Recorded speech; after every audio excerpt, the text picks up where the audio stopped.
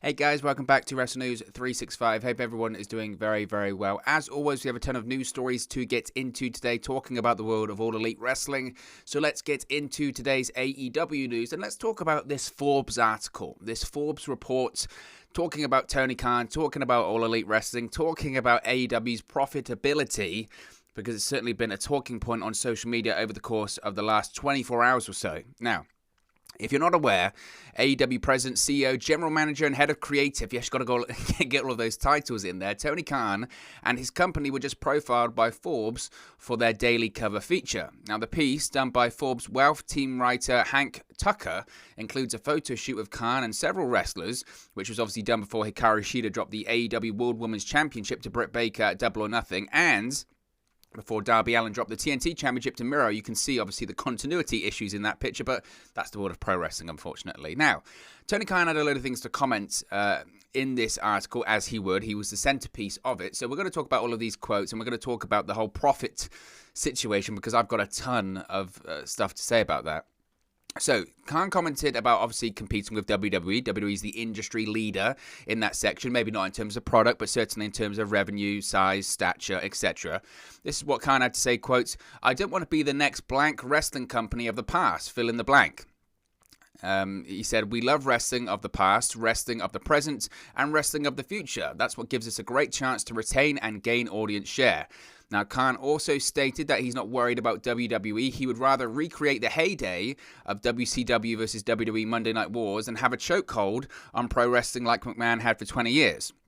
Khan touted how AEW fans are satisfied and TNT is satisfied. He said, quotes, "There's no reason why there only needs to be one wrestling company. The wrestling business is hotter now than it's been in a long time." Now, the article referred to Khan as, quote, this is quite interesting. The article referred to Khan as, quote, "skinny stats geek who operates more with a smile than a scowl." Interesting. Very interesting. He talked about being a fan of WCW. He's glad WCW failed because it led to AEW succeeding, which is an interesting quote. He said, "I'm glad that WCW failed because it created a vacancy for us to come in and succeed, but it made it a fairly bleak period for the wrestling business." Now, this is when it gets really interesting.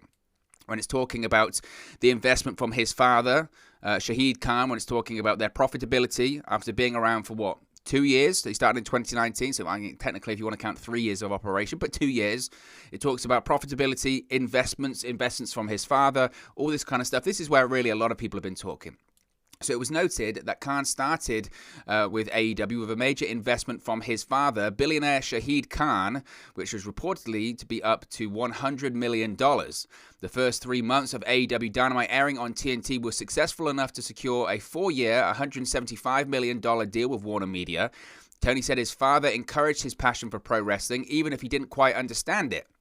Shahid's first investment into Tony's obsession was a father-son trip to Philadelphia in August 1996 to watch ECW at the mythical ECW Arena, a reward for 13-year-old Tony after he agreed to take the entrance exam and enroll in the University of Illinois Laboratory High School. Now, this is what he had to say when he talks about Shahid Khan. Imagine this. Imagine Shahid Khan, a billionaire, one of the wealthiest guys in the world, going to an ECW event in 1996 in Philadelphia. This is just madness. Tony Khan said, quote, "My dad couldn't believe what he was seeing. He was like, this is a mix between an underground rock show and a cult." It was then noted that Tony continued watching WWE while at the University of Illinois, and then he worked at a biofuels company. His father followed his own dream of NFL ownership, and through other ventures amassed an estimated fortune of $8 billion. By 2018, Tony knew former WWE stars like Chris Jericho and Cody Rhodes would be free agents by the end of the year, and he would have a chance to lay the groundwork for AEW if he just had tens of millions of dollars. Oh, I mean, everyone could have done that. We knew that Chris Jericho's contract was coming up. If only we had tens of millions of dollars. Shahid Khan reluctantly agreed with Tony's idea.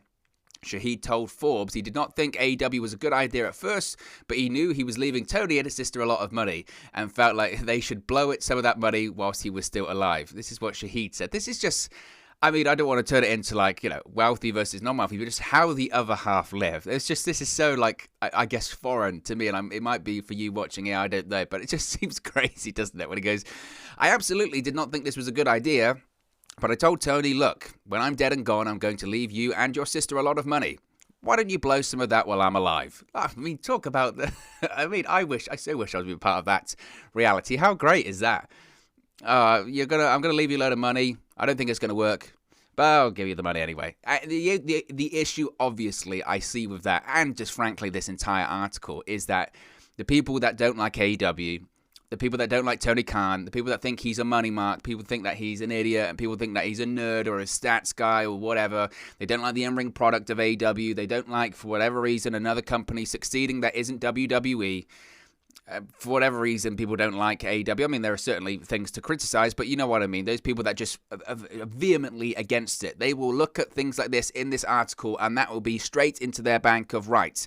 When I don't like Tony Khan, he does something stupid, I'm going to use the quotes of, I'm going to be leaving you and your sister a lot of money. Why don't you blow it while I'm alive? All that kind of stuff. Well, Forbes did note some interesting stats when it comes to the finances of AEW and obviously the deal with Warner Media, etc.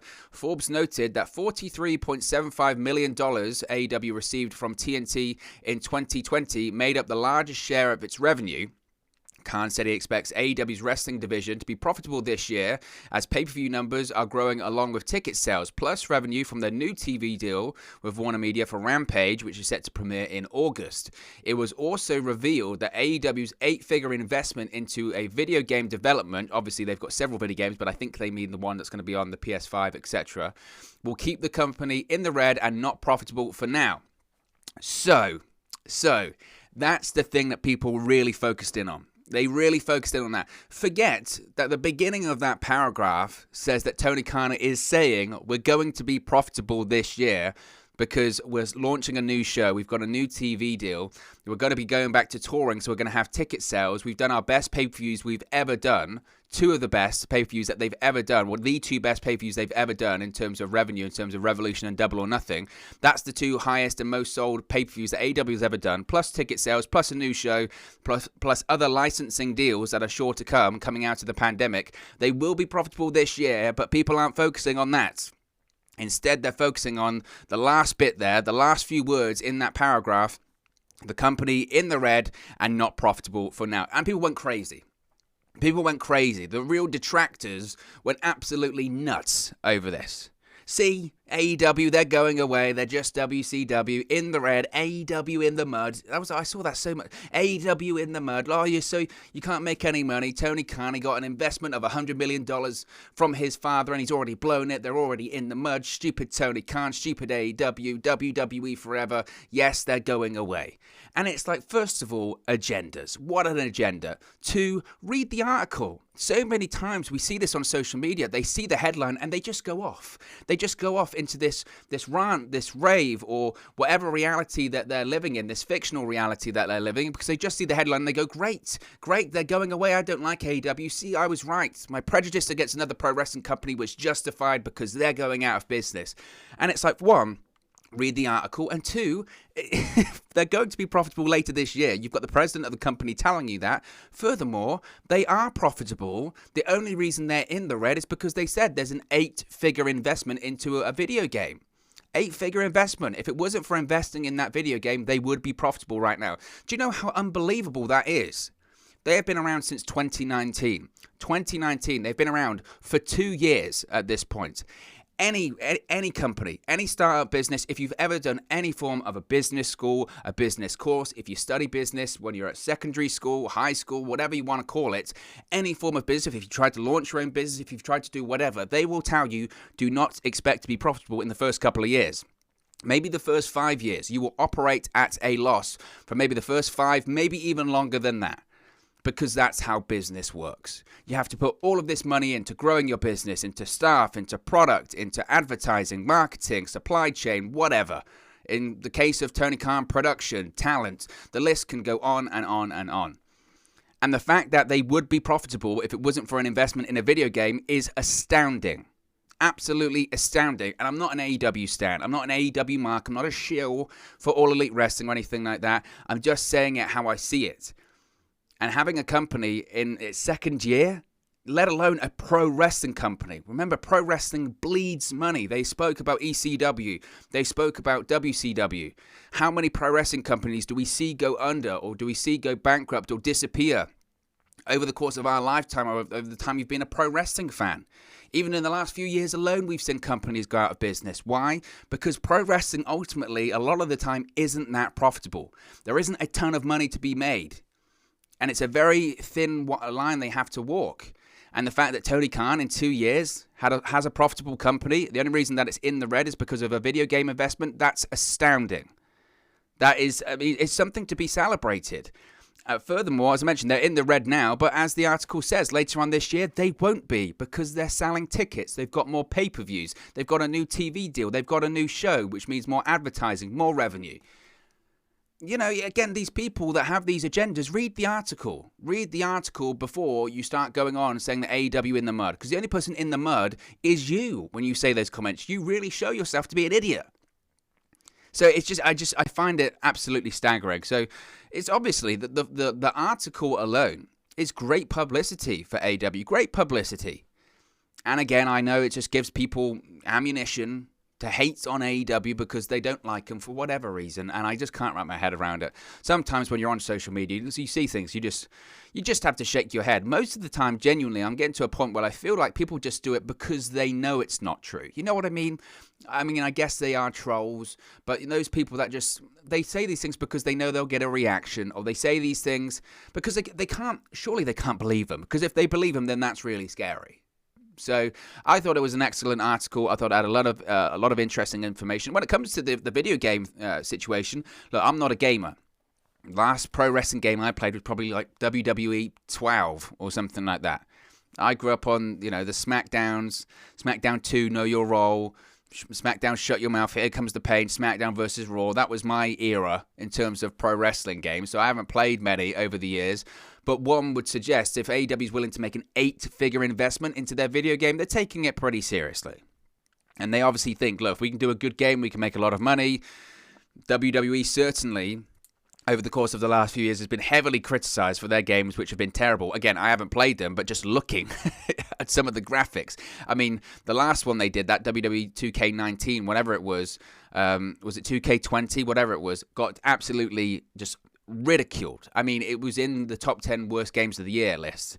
That's of all games, which shows you how bad that is. Usually, people don't care about pro wrestling games in terms of WWE because they're just cookie cutter, move them out. So the fact that that was on a list of being that bad says a lot about how bad that game was. So the fact that AEW are willing to invest so much money and time into making it, I think it says volumes for the game, which is exciting, very exciting. So I thought it was an interesting article, and again, great publicity for AEW. Moving on, let's talk about Renee Paquette, because she announced that she has given birth to her first child, hers and Jon Moxley's first child, of course, together. It was announced yesterday on Twitter. Renee Paquette, she announced it herself, the birth of her first child. She also plugged her latest podcast episode in the tweet that officially announced the birth of the child. She said, quote, "Baby girl is officially here, so I'm checking out and becoming a mom. She's absolutely incredible. I have a bunch of guest hosts lined up for you guys, and I started with none other than my baby daddy, cool dude husband, Jon Moxley." So obviously, amazing news. Huge congratulations to Renee Paquette and Jon Moxley on the birth of their first child, a baby girl. Of course, Renee Paquette's pregnancy was actually first publicly revealed on an episode of AEW Dynamite last November. It was in a promo by Jon Moxley when he was talking about all the feuds he was going on. I think it was with Eddie Kingston at the time, wasn't it? Talking about it as an upcoming title defense. He said, quote, "The whole world is bearing down on me right now. My body feels like hell. I can't even get out of bed in the morning. I've got a pregnant wife at home. I'm holding 2 titles on 2 different continents. I've got challenges coming from every which way." And everyone went, what? What? Pregnancy? What? So obviously that was announced then, and now she's given birth. So huge congratulations on some wonderful, wonderful news. And congratulations to the happy couple, obviously. Now, I did want to talk about this because, obviously, social media, just being social media, I don't want to be going on a full social media rant today, but this is what it is. WWE posted a tweet. WWE posted a tweet, as you can see on the screen, that simply said, "A big congratulations to the one and only Renee Paquette on the birth of her baby girl." Right? Nice. They didn't have to do that, but okay, nice. And social media went into a meltdown. I mean, they went into a meltdown over this. They were furious with WWE for not acknowledging Jon Moxley. And realistically, realistically, first of all, I mean, I know this will sound hypocritical because we're featuring it here, but realistically, who cares? Come on. WWE said congratulations. That was nice of them. And I'm not a WWE stan. I'm not a WWE shill or WWE mark. But yeah, it is what it is, okay? They said congratulations to Renee Young. Renee Young still does do the occasional work for WWE, whether it's watch-alongs, whether it's stuff for Fox. She still, she doesn't have a contract with WWE, but she still does the occasional appearance or whatever for them, okay? So she still has a working relationship with WWE. She's very well respected in the company. She's very well liked. They didn't want to see her leave.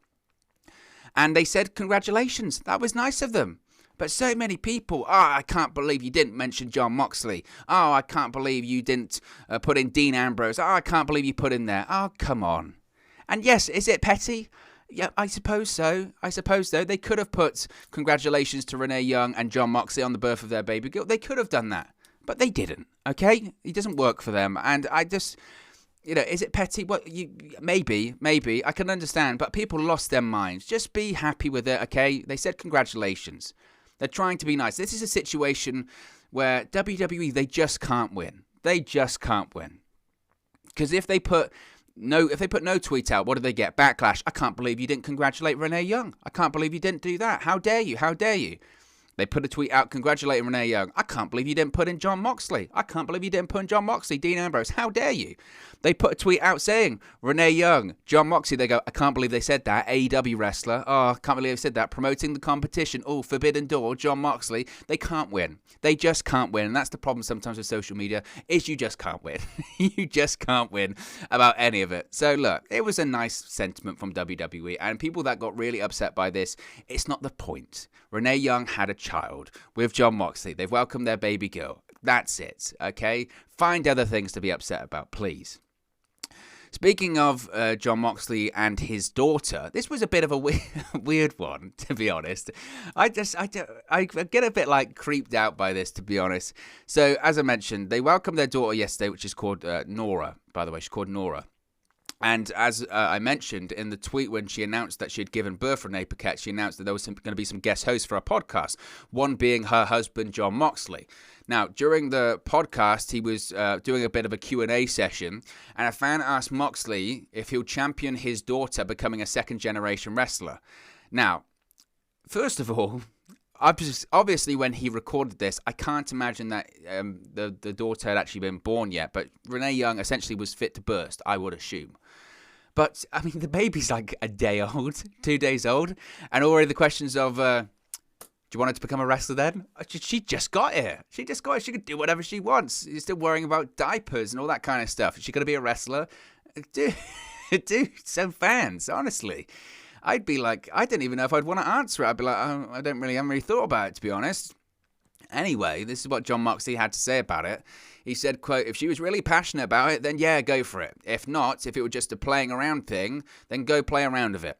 I would assess where her mindset was, and I would say, get in there and take a bump, see how that feels. Whatever she wants to do, I will support it. If she ever wanted to get into wrestling, in theory, I would rather guide her and make sure it was done correctly and safely and right, and for all the right reasons. So there you go. They're going to have the people, questioning that, whenever, and I guess it's just what it is, whenever any pro wrestling couple, any pro wrestler gives birth, or anyone, because they did it with Seth Rollins and Becky Lynch. Do you want her to become a wrestler? She's like, 3 or 4 months old? I don't think she's even thinking about it at the moment. I don't even know if she knows what wrestling is. So again, these questions are just very... I get the sentiment, you never know for the future, and I get it's for a podcast, but man, I would just be like, why does it matter? It doesn't matter. Speaking of that Forbes article, this was quite interesting. As you can see on the screen there, and we showed it earlier, there was a really, really great picture, and it was the real great picture that was used for the article. And as I mentioned, it was a bit outdated because it had Hikaru Shida as the AEW Women's Champion, it had Darby Allin as the TNT Champion, etc. But it was a great picture. It had Tony Khan in the ring, and it had a lot of the AEW stars surrounding him, or in the ring, on the stage, all that kind of stuff. Certain names missing, like Kenny Omega, the Young Bucks, etc. I don't know why they had Sean Spears randomly at the back of it either, but that was what it was. But Paul White, the former Big Show, We kind of saw him in his AEW in-ring gear, which was interesting because it looks like Paul White's in-ring debut for AEW could be on the horizon. At least he's got the gear ready for whenever he does decide to step back in the ring. Now, Paul White, of course, shocked the wrestling industry after he left WWE in March of 2021, after being with the company for 22 years as The Big Show. Now, he's currently a broadcaster for the YouTube show AEW Dark Elevation. He has signed to be an in-ring talent, so it's just a case of when, not if, when the former Big Show makes his AEW in-ring debut. Now, Paul White, frankly, I think has been excellent in his role as a commentator for AEW Dark Elevation so far. He really has. But there is a group of fans, myself included, that are interested to see what he has to offer when it comes to the AEW in-ring product, specifically which talents he's going to face off against. Well, as I mentioned, you can see right there, he looks to be in his in-ring gear. Now, you can't really see because it's sort of cropped off there, but that's definitely his in-ring gear because he's got his knee pads on at the time. A lot of people in that photo were in their ring gear. The majority of them were. So that looks to be what the Big Show is going to be looking like when he decides to step into the ring for his AEW match, whenever that may be. So that is certainly going to be interesting. Now, as far as who Paul White could face off against, you know what? I really don't know. It's a great question. You can let me know who you think or who you would like to see Paul White face off against once he decides to make that AEW in-ring debut. I think obviously a lot of the big guys are interesting, whether it's Lance Archer, Luchasaurus, etc. Wardlow. I think Wardlow is a guy that's just going to be just a massive, massive star for AEW. I consider him and MJF that kind of Batista Triple H relationship, and eventually Wardlow will turn on MJF and become a massive, massive star. If the Big Show, Paul White, wanted to help get Wardlow over, that certainly would be a talent that I'd be interested in seeing Paul White face off against. We saw what Paul White did for Braun Strowman in WWE. You know, Paul White was instrumental, the Big Show was instrumental in really getting Braun Strowman over, and some of those crazy matches that they had, whether it was a steel cage match, whether it was the match where the ring broke, all that kind of stuff. Paul White definitely has something to offer. Absolutely has something to offer. And then on the flip side, seeing him against the smaller guys would be just as interesting. I think Paul White versus Darby Allin would be fascinating. Paul White versus Jungle Boy, again, fascinating. Obviously, Paul White versus Kenny Omega. What a threat to the AEW World Championship. Like a 7 foot 400, well, he's not even 400 pounds, he's like 350 pounds now, but he's still a giant, a literal walking, breathing giant. Paul White versus Kenny Omega. I know people might eye roll in that one, but that's an attraction. That's absolutely an attraction. Certainly a match we never thought we would ever see, which is an attraction in itself. So I don't know. It's a fascinating one. Who would you like to see Paul White face off against in his AEW debut? It's certainly interesting. Finally, Cody Rhodes has announced a new project because why wouldn't he? He's got enough going on at the moment. In addition to being an AEW EVP, star on the Go Big Show on TBS, a reality show of his wife Brandy Rhodes, Cody Rhodes is now going into the world of podcasting because AEW Executive Vice President Cody Rhodes recently announced that he has a new podcast in the work, which is centering around his non-wrestling interests. So if you were interested in what Cody Rhodes likes that isn't pro wrestling, he is now going to tell you. Now, Cody, of course, is one of the most influential people in AEW right now, and his new podcast is called the Everything But Wrestling Podcast. Talking to his community fan group, Cody Rhodes announced that this podcast, Everything But Wrestling, will be hitting the market this summer. The AEW EVP wrote that the show will feature him talking to his friends and family about everything, I guess, but wrestling. That's the title. Cody also revealed that the first bunch of episodes will have him and others engaged in discussions about Star Wars, The Office, and more. He said, excited to announce a little passion project I'm working on, the Everything But Wrestling podcast. I will speak with friends, family, colleagues about everything. The first season of episodes will feature Star Wars fandom versus Trek fandom, B&M v. Itamin, Potterhausen, The Office, whatever, and some more fun subjects coming this summer. Cody Rhodes, I said this before, and I'm not one of those people that's going to just bash Cody Rhodes or anything like that. I'm really not. It just sometimes, again, the presentation of Cody in AEW, I just find odd sometimes. I find so odd. He is just in his own universe. He's absolutely just in his own universe, and sometimes I just really don't get it. I really don't get it, whether it's just his insistence. Cody Rhodes is a big star. He's a big star. Believe us, he's a big star. He is. He's got his big entrance. He's got a reality show. He's got TBS Go Big Show. He's going to feud with he's got a Nightmare Family. He's got the Factory, who are his students that turned on him. All of his friends turn on him, whether it's QT Marshall, whether it's MJF, whether it's Sean Spears. Everyone turns on Cody Rhodes, which probably says a lot. all this kind of stuff. He lives in his own reality bubble of AEW Dynamite. Sometimes it just feels right. Let's go on to the Cody Rhodes section of the show. It's very odd. Nevertheless, look, guys, as always, this is just one man's opinion. What are your thoughts on the AEW news stories you've spoken about today? Let me know your thoughts in the comment section below. I'll do my best to respond and reply to all of your comments. Really enjoy interacting with you guys, talking about AEW, Impact Wrestling, New Japan Pro Wrestling, WWE, all things pro wrestling here on the channel. So be sure to get involved in the community. Drop a comment below. All opinions are welcome. If you have enjoyed this video, please do smash a like on the like button too. Really does help us out here on YouTube. Get the rankings and get people's recommendation feeds if they haven't seen our videos previously. But most importantly, if you haven't already, please do subscribe to Wrestle News 365. You can do that by clicking the bottom right corner of the screen right now. Or if you wait a few seconds, there'll be a subscribe button at the end of this video along with another video for you to watch. Thank you very much for watching, listening, streaming, or have you come across this video today. And I'll speak to you again very, very soon. Hey guys, thank you for watching, listening, streaming, or however you come across this video today. Be sure to click on the video on the right there to watch our next video, or click the bottom there to subscribe, or the bottom right hand corner. Thank you very much, and I'll speak to you again very soon.